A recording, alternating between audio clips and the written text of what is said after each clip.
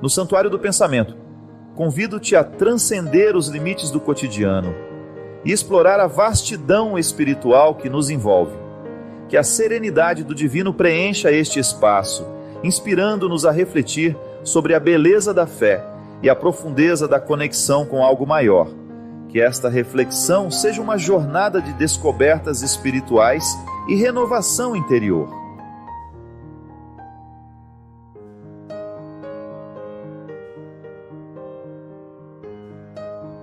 Eu não sei o que hoje você tem como realidade que precisa ser curada. O que eu sei é que todos nós sempre precisamos ser curados. Nem sempre nós somos capazes de lidar com o que a gente viveu e o resultado daquilo que a gente não soube viver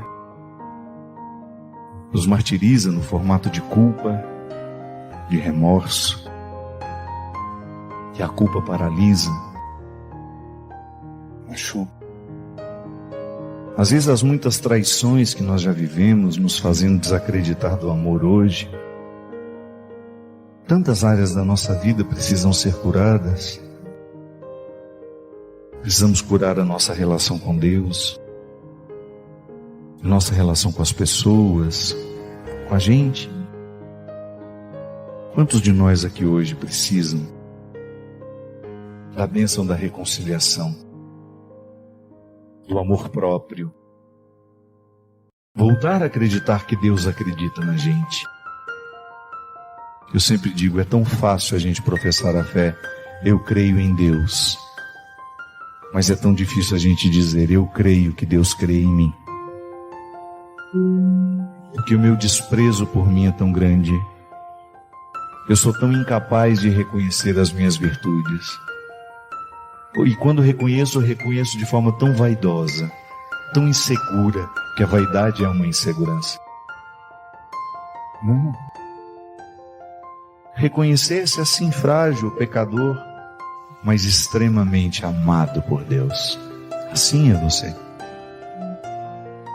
Em última instância, quando tudo parece difícil, irremediavelmente perdido, eu preciso retirar de dentro de mim essa força que Deus colocou, que Deus insistiu que fosse minha, que às vezes o diabo quer negociar para ser dele. Não. Essa força que Deus colocou em mim, somente Deus vai ter comando sobre ela. E é assim que eu quero. E quando eu precisar ultrapassar os territórios da solidão, da tristeza, da angústia, sim, faço questão de segurar as mãos de quem me ama. Mas eu sei que quem me levará sou eu. E o mais bonito, ao dizer que quem me leva sou eu estou dizendo que quem me leva é Deus. Porque não tem diferença entre o Fábio e Deus.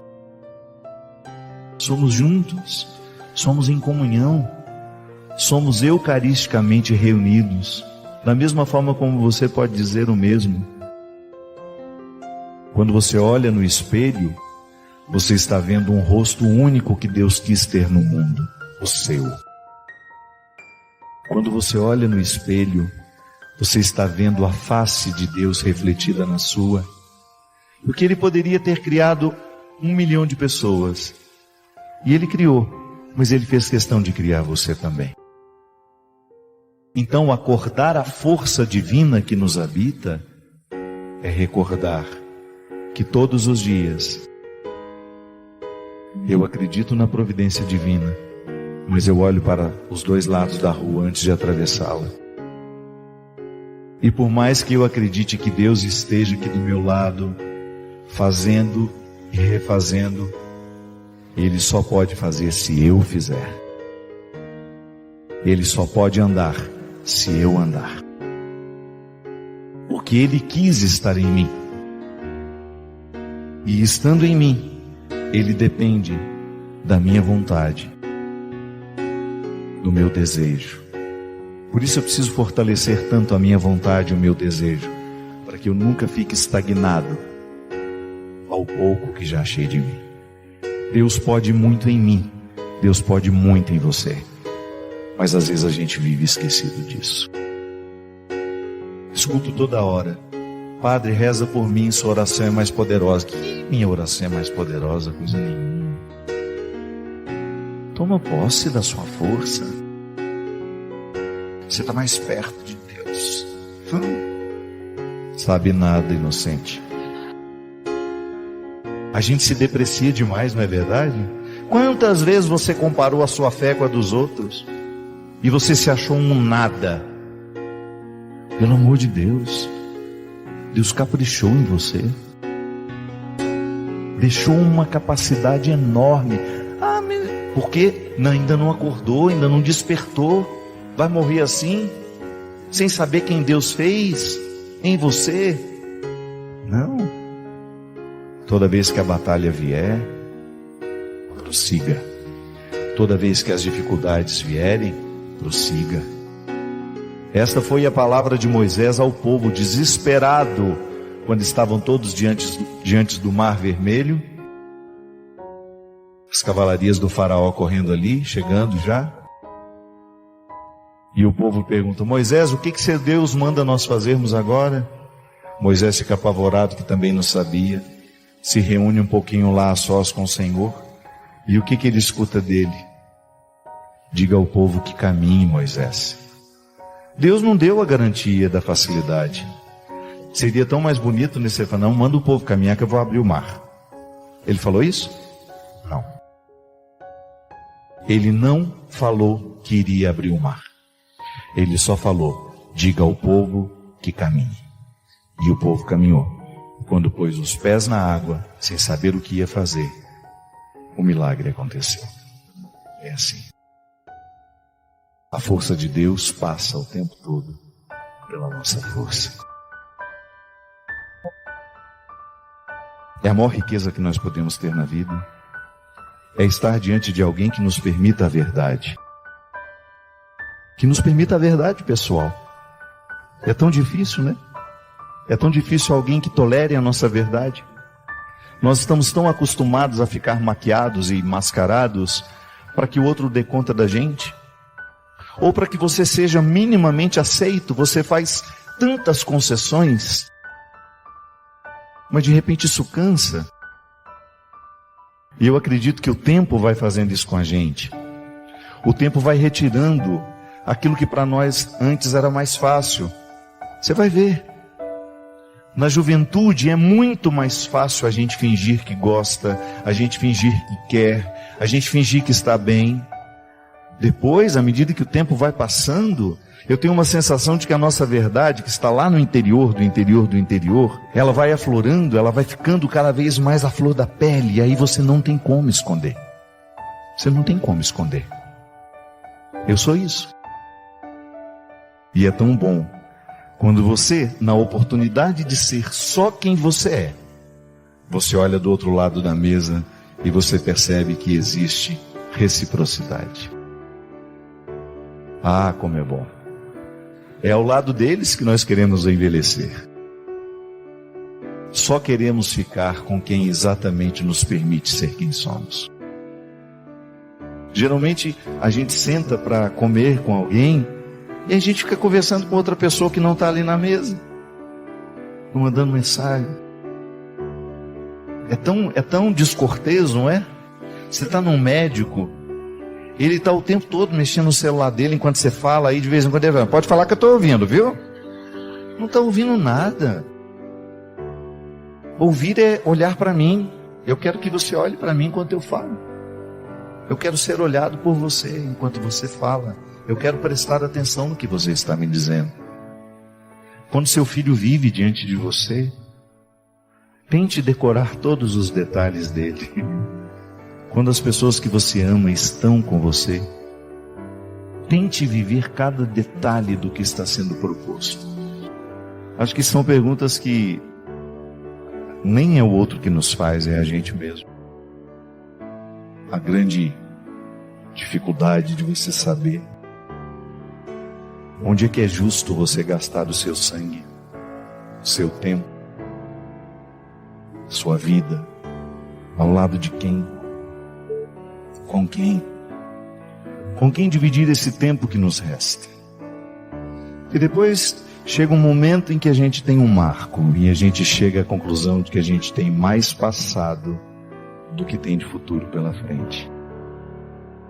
E a maneira mais inteligente é a gente entender o que hoje eu escolho viver, com quem eu escolho viver, onde é que eu quero estar nos próximos anos, ao lado de quem, fazendo o quê? Fazendo o quê e com quem? Eu sei que todos nós precisamos ser curados para que a gente volte a se interpretar assim. É isso que eu quero pedir. Que todos os nossos corações hoje recebam a bênção do amor próprio, da autoconfiança, da coragem, para que Deus continue tendo a nossa vida como lugar de sua manifestação. Leve Deus por onde você for, do seu jeito, com a sua voz. Leve Deus ao seu trabalho. Permita que Deus fale com a sua equipe através de você. Vai desarmando as armas do mundo por onde você for. Vai consertando o mundo em toda e qualquer oportunidade que você tiver de consertar. A começar pelas suas relações. Onde houver injustiça, destrua na raiz aquela injustiça. Onde houver rancor, onde houver mágoa, transforme tudo aquilo com a sua capacidade de amar, que Deus deixou em você. Vai pelo mundo. Existem pessoas que precisam romper com namoros que são terríveis, desastrosos. Aquela pessoa só faz mal a você, você sabe disso, mas você tem um vínculo com ela, você tem necessidade afetiva, você não consegue romper aquele namoro. Então, você, de repente, você se encoraja, você fica com tudo claro diante de você, essa pessoa não me faz bem, eu não posso me casar com essa pessoa, porque se no tempo do namoro já está assim, imagina na época do meu casamento, depois no meu tempo de casado, vai virar um inferno pior ainda do que já é. Aí você se encoraja, motivado por pessoas que estão ao seu lado, a romper. Aí é terrível no dia que você rompe. O sofrimento é cruel dentro de você. Parece que você nunca mais vai se recuperar, que você só pensa naquela pessoa. Por quê? Porque apesar dela te fazer tão mal, você tem um vínculo doentio com ela, de dependência afetiva. Você sabe que ela te faz mal, mas você não sabe viver sem ela. Aí você começa a dar passos. A primeira semana é horrível.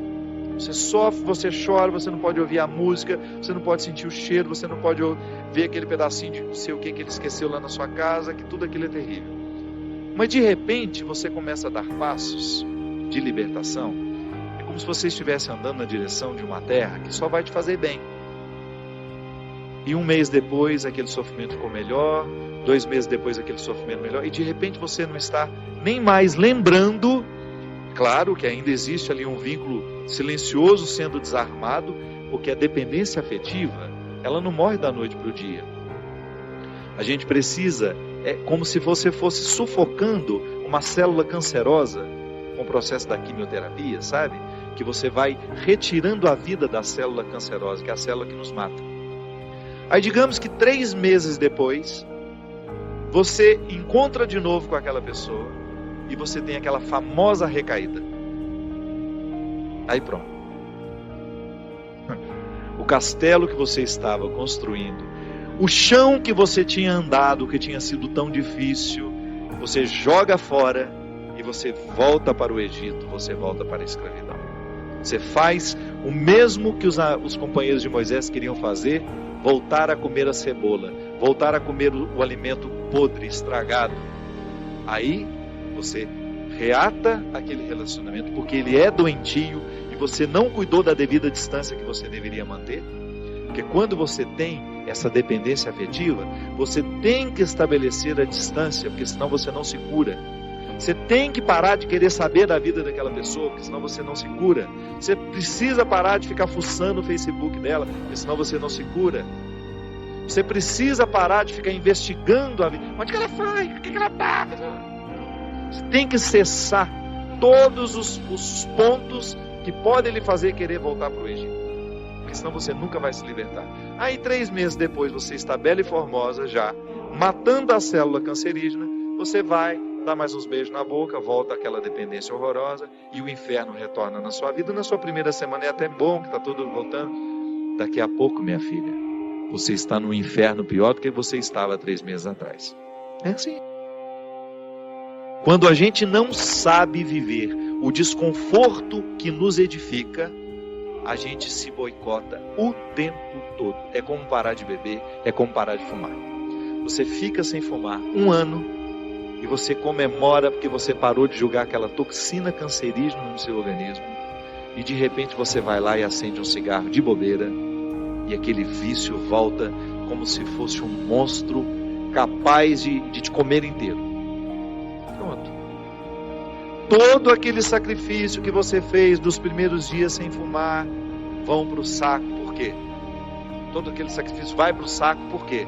Porque você não foi capaz de viver o desconforto de renunciar. Minha gente, é impressionante como essa mão de Deus nos auxilia assim, nos fazendo conscientes do que nós precisamos romper na nossa vida. São situações que a gente precisa estabelecer limites para elas, porque senão a gente não vai ser curado nunca. A gente vai ficar eternamente doente na fila dos necessitados, chorando e mendigando um pãozinho de bondade do outro, um pãozinho de afeto do outro. Pelo amor de Deus, nós não fomos feitos para isso. Nós não fomos feitos para ficar arrastando dependentes afetivamente dos outros. A gente foi feito para amar. E o amor só tem sentido na nossa vida se for para nos edificar, se for para nos ajudar a atravessar o desconforto do deserto. Caso contrário, ele não faz sentido. Esse pseudo-amor, esse falso amor que às vezes a gente diz sentir um pelo outro, que não nos ajuda nos desconfortos do deserto. Eu preciso viver os meus desertos, você precisa viver os seus. E os verdadeiros amigos são aqueles que reconhecem os desertos que o outro precisa passar e fala: isso mesmo. Vamos passar por esse deserto porque você precisa dele. Agora, a Poliana, ela quer aquela vida feliz, ordenada. Lembra daquela personagem? A Poliana, onde tudo era o jogo do contente, né? Para com isso.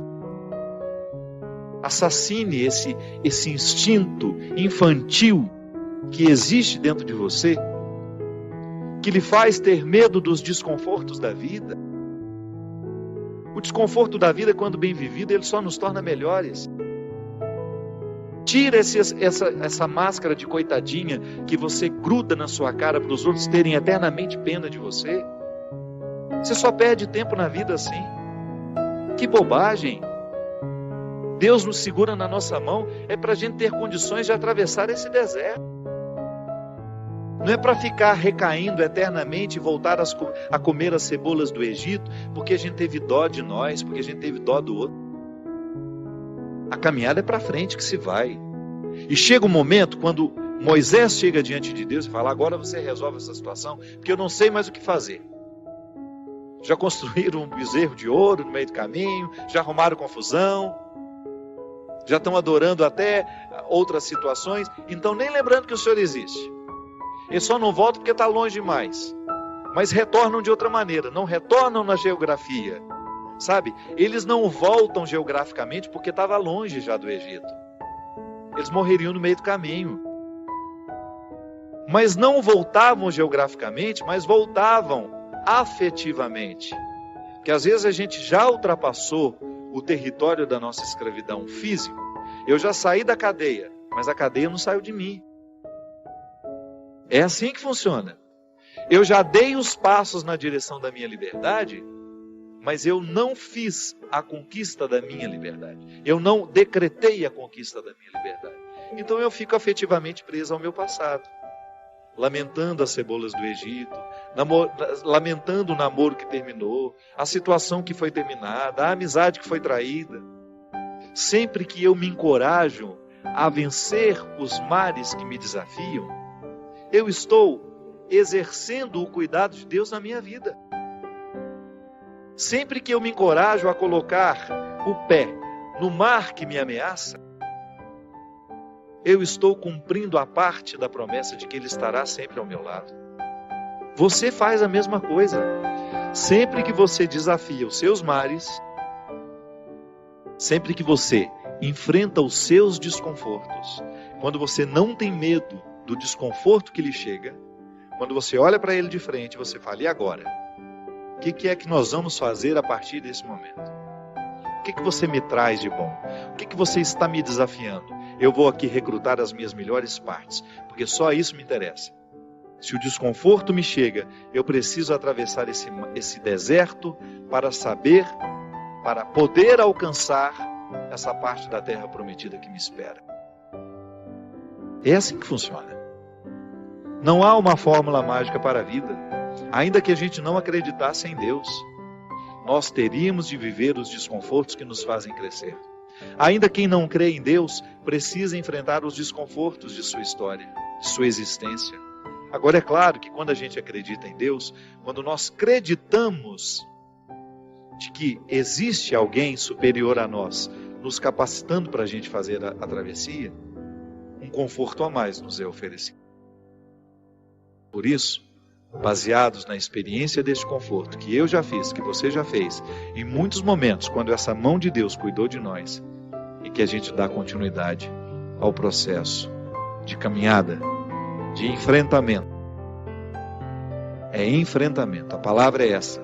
Se a gente não vive os enfrentamentos diários dos nossos desertos, dos nossos conflitos, dos nossos medos, a gente nunca vai chegar ao conhecimento da terra que Ele nos preparou. É impressionante como nós encontramos pessoas que estão destruindo as suas vidas porque não aprenderam a paciência. A pressa nos mata. Você que está me ouvindo, eu tenho certeza que você sofre na sua carne as consequências da sua ansiedade. A ansiedade te adoece. A falta de paciência prejudica o seu relacionamento com os outros. Nós estamos agitados demais. Nós estamos vivendo para fora demais. Nós temos compromisso demais, quietude de menos. Você sabe que eu, na minha vida, como eu sou uma pessoa que tem uma vida muito pública, eu estou o tempo todo encontrando muita gente, eu trabalho muito, eu tenho muitos eventos, eu viajo toda hora, eu encontro muita gente. Eu assumi uma regra para mim. Quando eu chego na minha casa, ali é o meu claustro. Às vezes eu não aceito convite nem para atravessar a rua para almoçar na casa da minha vizinha. Porque eu sei que a minha alma precisa dessa quietude. Eu preciso do meu silêncio. E eu só saio quando eu realmente tenho de sair. Porque eu descobri que para eu dar conta de viver essa vida muito pública, eu preciso ter bastidores. Eu preciso ter o meu espaço de vida consagrada ao silêncio, à quietude, à oração. Porque nessa correria nem sempre eu consigo. Mas você já imaginou se eu chegasse na minha casa e impusesse a mim uma rotina de vida social que me retirasse para jantar, para isso, para aquilo, para uma festa? Não aguentaria a vida que eu tenho. E como eu privilegio a minha vida de missão, porque eu sou um missionário, eu escolhi ser missionário. Ninguém me obrigou a ter essa vida. Eu, para estar aqui toda quarta-feira, eu sei o sacrifício que eu preciso fazer. Para eu poder pegar as estradas e enfrentar os inúmeros desafios das estradas, a dispersão das estradas. Minha gente, às vezes até num camarim, que é aquele lugar último antes de entrar no palco para cantar. O camarim deveria ser o lugar da oração, do sossego, da tranquilidade. Isso não existe para mim. É lá que muitas vezes claro, não estou reclamando, estou dizendo é a vida que ficou assim. Às vezes eu tenho tanta gente para atender, tanta gente querendo conversar comigo, que quando eu subo no palco, me restam 2, 3 minutos ali só para me concentrar, para entrar ali no palco e dar tudo de mim.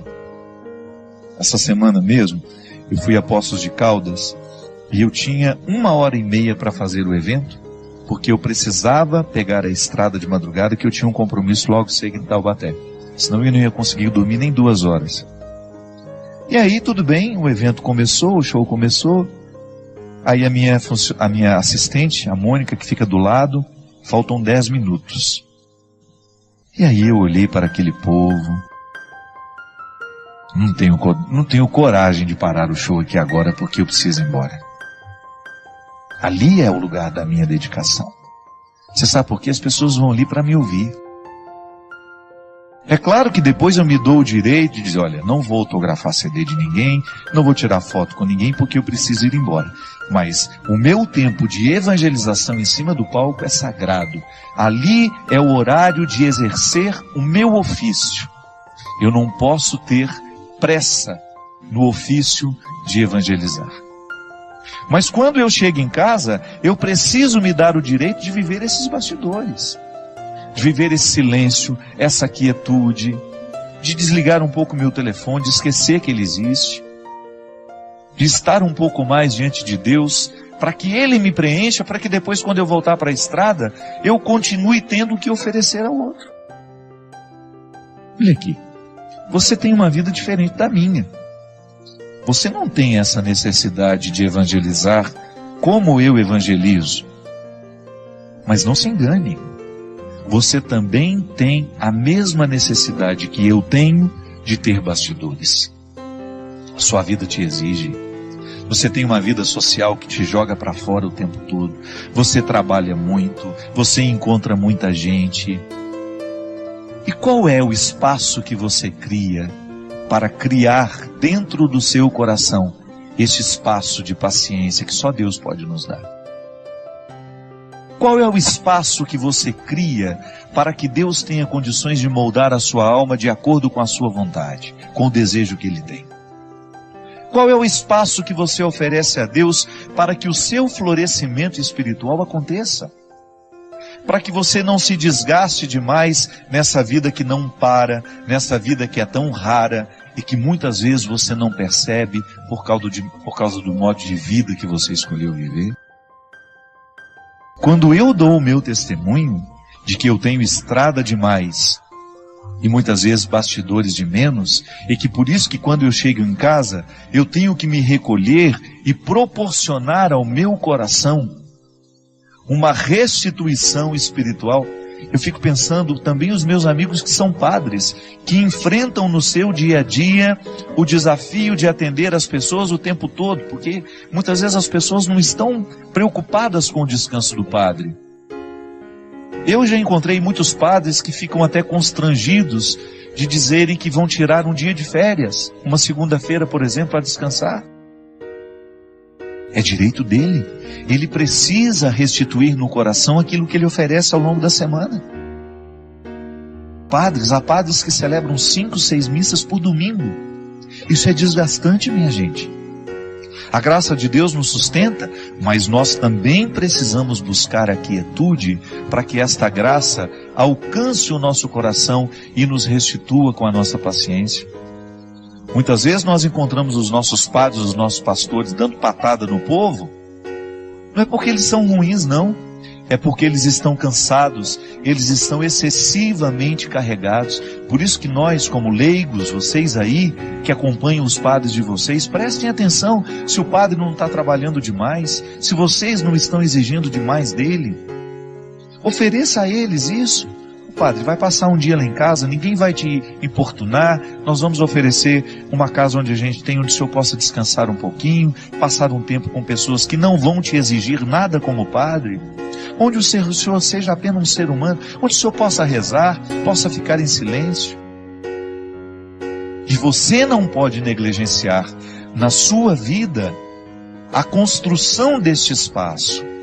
Até na nossa vida consagrada, nós que somos consagrados a Deus, eu vejo aqui na Canção Nova, como esses meninos e meninas trabalham. Eles trabalham muito. O meu diretor mesmo, China, que agora está trabalhando ali nos bastidores. Quantas vezes esse menino passa a noite editando programas, às vezes o programa que vai ter de ser repetido, ele passa a noite editando esses trabalhos. Trabalha muito. Se você vê esta equipe que está aqui, eles são trabalhadores e não tem muito tempo não. Mas você vai olhar para eles, você vai buscar na vida deles, os consagrados sobretudo, sempre encontram o seu espaço de estarem em silêncio diante do Senhor, buscando a restauração dessa vida espiritual que vai por água abaixo se a gente descuida. Eu já lhe disse isso aqui uma vez e volto a repetir. O fundador da Congregação dos Padres Sagrado Coração de Jesus, lá onde eu fui formado, graças a Deus, toda a minha formação eu devo à Congregação do Sagrado Coração de Jesus.